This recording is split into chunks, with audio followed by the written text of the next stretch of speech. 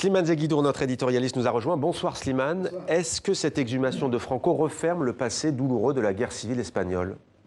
C'est le but attendu, parce que ce monument, pour la plupart des Espagnols, est une imposture.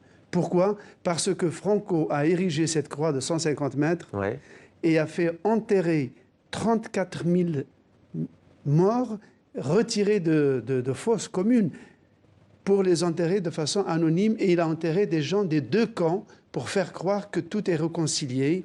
Donc en fait, c'est un monument de vainqueurs un peu hypocrite qui enterre les victimes avec les bourreaux pour dire que maintenant c'est fini.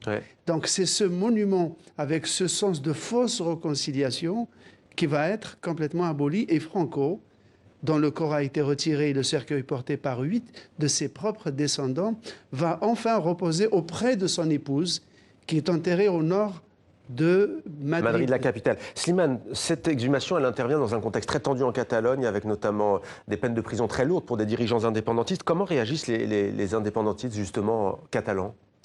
Alors, pour les indépendantistes catalans, la victoire de Franco en 1939, rappelons que la guerre de 36 à 39 a fait 500 000 morts, a signé la mort de la République catalane, lancé dans les années en 1931. C'est ce que demandent les Catalans.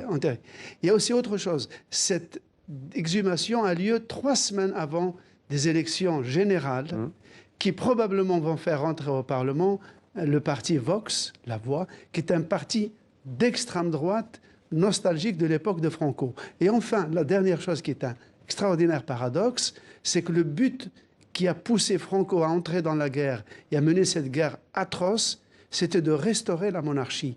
Or, l'héritage de Franco, de ce côté-là, est aujourd'hui incontestable, puisque c'est lui qui, dès 1969, a désigné Juan Carlos comme futur roi d'Espagne. Et Juan Carlos a été intronisé 2 jours après la mort de Franco en 1975. Et merci Slimane pour ces précisions.